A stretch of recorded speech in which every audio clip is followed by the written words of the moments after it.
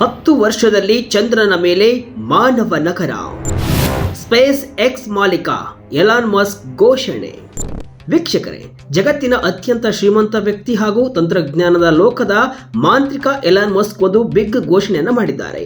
ಇಷ್ಟು ದಿನ ಮಸ್ಕ್ ಅವರ ಬಾಯಲ್ಲಿ ಸದಾ ಕೇಳು ಬರ್ತಿದ್ದಂತಹ ಒಂದೇ ಒಂದು ಹೆಸರು, ಅದು ಮಂಗಳ ಗ್ರಹ ಅಥವಾ ಮಾರ್ಸ್.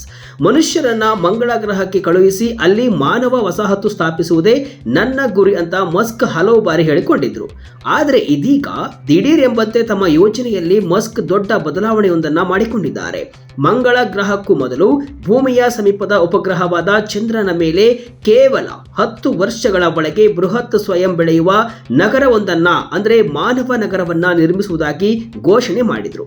ಹಾಗಾದ್ರೆ ಏನಿದು ಎಲಾನ್ ಮಸ್ಕ್ ಮಾಸ್ಟರ್ ಪ್ಲಾನ್? ಚಂದ್ರನ ಮೇಲೆ ನಗರ ನಿರ್ಮಿಸುವುದು ಅಷ್ಟು ಸುಲಭವೇ? ಈ 10 ವರ್ಷಗಳ ಡೆಡ್ಲೈನ್ ಹಿಂದಿನ ಅಸಲಿ ಲೆಕ್ಕಾಚಾರವೇನು? ಡೀಟೇಲ್ ಆಗಿ ನೋಡ್ಕೊಂಡು ಬರೋಣ ಬನ್ನಿ.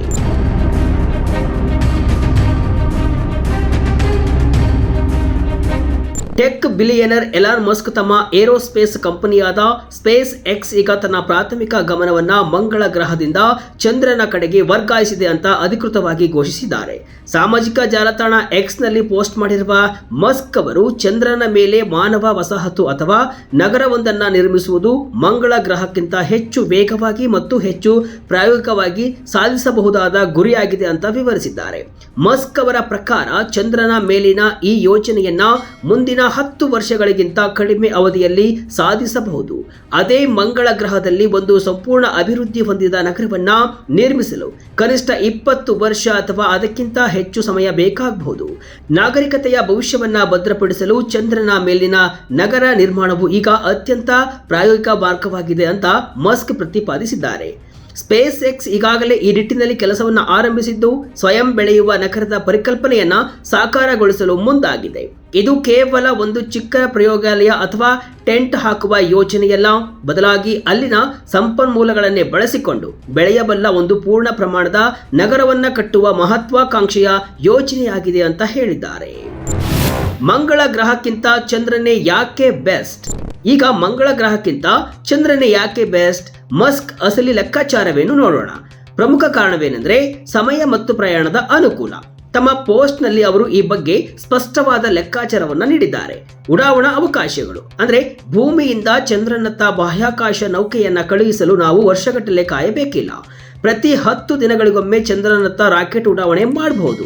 ಇದು ಸರಕು ಸಾಗಣೆ ಮತ್ತು ಜನರನ್ನ ಕರೆದೊಯ್ಯಲು ನಿರಂತರ ಸಂಪರ್ಕವನ್ನು ಒದಗಿಸುತ್ತೆ. ಆದರೆ ಮಂಗಳ ಗ್ರಹದ ಕತೆ ಹಾಗಿಲ್ಲ. ಮಂಗಳ ಗ್ರಹಕ್ಕೆ ನೌಕೆ ಕಳಿಸಬೇಕಾದ್ರೆ ಭೂಮಿ ಮತ್ತು ಮಂಗಳ ಗ್ರಹಗಳು ಒಂದೇ ಸಾಲಿನಲ್ಲಿ ಬರುವವರೆಗೆ ಕಾಯಬೇಕು. ಈ ಅವಕಾಶ ಸಿಗುವುದು ಪ್ರತಿ 26 ತಿಂಗಳಿಗೆ, ಅಂದ್ರೆ ಸುಮಾರು 2 ವರ್ಷ 2 ತಿಂಗಳಿಗೆ ಒಮ್ಮೆ ಮಾತ್ರ.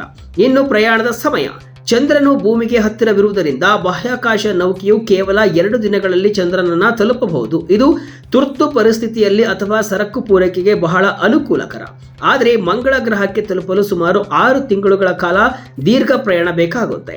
6 ತಿಂಗಳ ಕಾಲ ಬಾಹ್ಯಾಕಾಶದ ವಿಕಿರಣಗಳ ನಡುವೆ ಪ್ರಯಾಣಿಸುವುದು ಗಗನಯಾತ್ರಿಗಳಿಗೆ ದೊಡ್ಡ ಸವಾಲು. ಹೀಗಾಗಿ ಆಗಾಗ ರಾಕೆಟ್ಗಳನ್ನು ಕಳುಹಿಸಲು ಮತ್ತು ವೇಗವಾಗಿ ನಗರವನ್ನು ಅಭಿವೃದ್ಧಿಪಡಿಸಲು ಚಂದ್ರನೇ ಸೂಕ್ತ ತಾಣ ಎಂಬುದು ಮಸ್ಕ್ ಅವರ ಹೊಸ ವಾದವಾಗಿದೆ. ಮಂಗಳ ಗ್ರಹದ ಯೋಜನೆಯ ಗತಿ ಏನು? ಚಂದ್ರನ ಮೇಲೆ ಗಮನ ಹರಿಸಿದ ತಕ್ಷಣ ಸ್ಪೇಸ್ ಎಕ್ಸ್ ಮಂಗಳ ಗ್ರಹದ ಕನಸನ್ನ ಕೈಬಿಟ್ಟಿದೆ ಅಂತ ಅರ್ಥವಲ್ಲ. ಮಸ್ಕ್ ಅವರು ಈ ಬಗ್ಗೆ ಸ್ಪಷ್ಟನೆಯನ್ನು ಕೂಡ ಕೊಟ್ಟಿದ್ದು, ಮಂಗಳ ಗ್ರಹವು ನಮ್ಮ ದೀರ್ಘಕಾಲೀನ ಯೋಜನೆಯ ಭಾಗವಾಗಿಯೇ ಉಳಿದಿದೆ ಅಂತ ಹೇಳಿದ್ದಾರೆ. ಸ್ಪೇಸ್ ಎಕ್ಸ್ ಕಂಪನಿಯು ಮಂಗಳ ಗ್ರಹದ ಕಾರ್ಯಾಚರಣೆಗಳಿಗೆ ತಯಾರಿಯನ್ನ ನಡೆಸುವುದನ್ನು ಮುಂದುವರಿಸಲಿದೆ. ಮುಂದಿನ 5 ರಿಂದ 7 ವರ್ಷಗಳಲ್ಲಿ ಮಂಗಳ ಗ್ರಹದಲ್ಲಿಯೂ ಕೂಡ ವಸಾಹತು ನಿರ್ಮಾಣವನ್ನ ಪ್ರಾರಂಭಿಸುವ ಗುರಿಯನ್ನ ಹೊಂದಿದ್ದೇವೆ. ಸ್ಪೇಸ್ ಎಕ್ಸ್ ಮಂಗಳ ಗ್ರಹದ ನಗರವನ್ನ ನಿರ್ಮಿಸಲು ಸಹ ಶ್ರಮಿಸಲಿದೆ ಅಂದಿರುವ ಮಸ್ಕ್ ಅವರು ಕಂಪನಿಯ ವಿಶಾಲವಾದ ಧ್ಯೇಯೋದ್ದೇಶ ಬದಲಾಗಿಲ್ಲ ಎಂಬುದನ್ನು ಒತ್ತಿ ಹೇಳಿದ್ದಾರೆ. ಈ ಹಿಂದೆ 2026ರ ಅಂತ್ಯದ ವೇಳೆಗೆ ಮಂಗಳ ಗ್ರಹಕ್ಕೆ ಮಾನವರಹಿತ ನೌಕೆಯನ್ನ ಕಳುಹಿಸುವ ಭರವಸೆಯನ್ನು ಕೂಡ ಮಸ್ಕ್ ವ್ಯಕ್ತಪಡಿಸಿದ್ರು. ಆದರೆ ಈಗಿನ ಹೊಸ ಯೋಜನೆಯ ಪ್ರಕಾರ ಮಂಗಳ ಗ್ರಹದ ಯೋಜನೆಗಳು ಚಂದ್ರನ ಅಭಿವೃದ್ಧಿಯ ನಂತರದ ಸ್ಥಾನವನ್ನ ಪಡೆದುಕೊಂಡಿವೆ ಅಂತ ತೋರುತ್ತೆ. ಸರಳವಾಗಿ ಹೇಳುವುದಾದರೆ ಚಂದ್ರನು ಈಗ ಮಂಗಳ ಗ್ರಹಕ್ಕೆ ಹೋಗುವ ಹಾದಿಯಲ್ಲಿ ಒಂದು ಪ್ರಮುಖ ತರಬೇತಿ ಕೇಂದ್ರ ಅಥವಾ ಗೇಟ್ ವೇ ಆಗಿ ಕಾರ್ಯವನ್ನ ನಿರ್ವಹಿಸಲಿದೆ. ಹೂಡಿಕೆದಾರರಿಗೆ ಮಸ್ಕ್ ನೀಡಿದ ಸಂದೇಶವೇನು? ಮಸ್ಕ್ ಅವರ ಈ ಬಹಿರಂಗ ಹೇಳಿಕೆಗೂ ಮೊದಲು ವಾಲ್ ಸ್ಟ್ರೀಟ್ ಜರ್ನಲ್ ಒಂದು ವರದಿಯನ್ನು ಪ್ರಕಟಿಸಿತ್ತು. ಅದರ ಪ್ರಕಾರ ಸ್ಪೇಸ್ ಎಕ್ಸ್ ತನ್ನ ಹೂಡಿಕೆದಾರರಿಗೆ ಒಂದು ಮಹತ್ವದ ಮಾಹಿತಿಯನ್ನ ನೀಡಿತ್ತು. ಅದೇನೆಂದರೆ, ದೊಡ್ಡ ಮಟ್ಟದ ಮಂಗಳ ಗ್ರಹದ ಅನ್ವೇಷಣೆಗೆ ಕೈ ಹಾಕುವ ಮೊದಲು ಚಂದ್ರನ ಕಾರ್ಯಾಚರಣೆಗಳಿಗೆ ಆದ್ಯತೆ ನೀಡಲು ಕಂಪನಿ ನಿರ್ಧರಿಸಿದೆ ಅಂತ ವರದಿ ಹೇಳಿತ್ತು. ಈ ವರದಿಯ ಪ್ರಕಾರ ಸ್ಪೇಸ್ ಎಕ್ಸ್ ತನ್ನ ಪರಿಷ್ಕೃತ ಮಾರ್ಗಸೂಚಿಯಲ್ಲಿ 2027ರ ಮಾರ್ಚ್ ತಿಂಗಳನ್ನ ಗುರಿಯಾಗಿಟ್ಟುಕೊಂಡಿದೆ. ಈ ಸಮಯದಲ್ಲಿ ಚಂದ್ರನ ಮೇಲೆ ಮಾನವರಹಿತ ಲ್ಯಾಂಡಿಂಗ್ ಮಾಡಲು ಕಂಪನಿ ಯೋಜಿಸಿದೆ. ಇದು ಸ್ಪೇಸ್ ಎಕ್ಸ್ ನ ಸ್ಟಾರ್ ಶಿಪ್ ರಾಕೆಟ್ಗೆ ಒಂದು ದೊಡ್ಡ ಮೈಲಿಗಲ್ಲಾಗಲಿದೆ. ಹೂಡಿಕೆದಾರರ ವಿಶ್ವಾಸವನ್ನ ಉಳಿಸಿಕೊಳ್ಳಲು ಮತ್ತು ತಂತ್ರಜ್ಞಾನವನ್ನ ಹಂತ ಹಂತವಾಗಿ ಸಾಬೀತುಪಡಿಸಲು ಚಂದ್ರನ ಮೇಲಿನ ಯಶಸ್ಸು ಮಸ್ಕ್ ಅವರಿಗೆ ಅನಿವಾರ್ಯವಾಗಿದೆ ಅಂತ ಹೇಳಿದ್ದಾರೆ. ಚೀನಾದಿಂದ ತೀವ್ರ ಪೈಪೋಟಿ. ಈ ವಿಷಯದ ಮತ್ತೊಂದು ಪ್ರಮುಖ ಅಂಶವೇನೆಂದರೆ ಜಾಗತಿಕ ಸ್ಪರ್ಧೆ. ಹೌದು, 1972ರಲ್ಲಿ ಅಮೆರಿಕದ ಅಪೋಲೋ ಮಿಷನ್ನ ಕೊನೆಯ ಯಾತ್ರೆಯ ನಂತರ ಇಲ್ಲಿಯವರೆಗೆ ಯಾವ ಮಾನವನು ಕೂಡ ಚಂದ್ರನ ಮೇಲ್ಮೈ ಮೇಲೆ ಕಾಲಿಟ್ಟಿಲ್ಲ. ಅಂದ್ರೆ ಕಳೆದ 50ಕ್ಕೂ ಹೆಚ್ಚು ವರ್ಷಗಳಿಂದ ಚಂದ್ರನ ಮೇಲೆ ಮಾನವನ ಸಂಚಾರ ಸ್ಥಗಿತಗೊಂಡಿದೆ. ಆದರೆ ಈಗ ಪರಿಸ್ಥಿತಿ ಬದಲಾಗಿದೆ. ಅಮೆರಿಕಕ್ಕೆ ಪೈಪೋಟಿ ನೀಡಲು ಚೀನಾ ವೇಗವಾಗಿ ಬೆಳೆಯುತ್ತಿದೆ. ಚೀನಾ ತನ್ನ ಬಾಹ್ಯಾಕಾಶ ಕಾರ್ಯಕ್ರಮಗಳನ್ನು ಚುರುಕುಗೊಳಿಸಿದ್ದು, ಚಂದ್ರನ ಮೇಲೆ ತನ್ನದೇ ಆದ ಸಂಶೋಧನಾ ಕೇಂದ್ರ ಸ್ಥಾಪಿಸಲು ಮತ್ತು ಗಗನಯಾತ್ರಿಗಳನ್ನು ಕಳುಹಿಸಲು ಸಿದ್ಧತೆ ನಡೆಸ್ತಾ ಇದೆ. ಅಮೆರಿಕ ಮತ್ತು ಚೀನಾ ಎರಡು ದೇಶಗಳು ಚಂದ್ರನನ್ನ ಭವಿಷ್ಯದ ಬಾಹ್ಯಾಕಾಶ ಪ್ರಾಬಲ್ಯದ ಹೆಬ್ಬಾಗಿಲು ಅಂತ ಪರಿಗಣಿಸಿವೆ. ಚೀನಾ ನಮಗಿಂತ ಮೊದಲು ಚಂದ್ರನ ಮೇಲೆ ನೆಲೆ ಸ್ಥಾಪಿಸಿದರೆ ಬಾಹ್ಯಾಕಾಶದ ಸಂಪನ್ಮೂಲಗಳ ಮೇಲೆ ಅವರು ಹಿಡಿತ ಸಾಧಿಸಬಹುದು ಎಂಬ ಭಯ ಅಮೆರಿಕಕ್ಕೆ ಈಗ ಕಾಡ್ತಾ ಇದೆ. ಈ ಹಿನ್ನೆಲೆಯಲ್ಲಿ ನಾಸಾ ತನ್ನ ಆರ್ಟೆಮಿಸ್ ಯೋಜನೆಯ ಮೂಲಕ ಮತ್ತೆ ಚಂದ್ರನತ್ತ ಹೋಗಲು ಸಿದ್ಧವಾಗ್ತಾ ಇದೆ. ಈ ಆರ್ಟೆಮಿಸ್ ಯೋಜನೆಯಲ್ಲಿ ಎಲಾನ್ ಮಸ್ಕ್ ಅವರ ಸ್ಪೇಸ್ ಎಕ್ಸ್ ಪ್ರಮುಖ ಪಾತ್ರವನ್ನ ವಹಿಸುತ್ತೆ. ಮಸ್ಕ್ ಅವರ ಸ್ಟಾರ್ಶಿಪ್ ರಾಕೆಟ್ ಅನ್ನ ಚಂದ್ರನ ಮೇಲೆ ಇಳಿಯಲು ಬಳಸಲಾಗುವುದು. ಆದ್ದರಿಂದ ಮಸ್ಕ್ ಅವರ ಈ ಹೊಸ ಘೋಷಣೆಯು ಕೇವಲ ಖಾಸಗಿ ಆಸಕ್ತಿಯಲ್ಲ, ಇದು ಅಮೆರಿಕದ ರಾಷ್ಟ್ರೀಯ ಹಿತಾಸಕ್ತಿಯೂ ಕೂಡ ಹೌದು.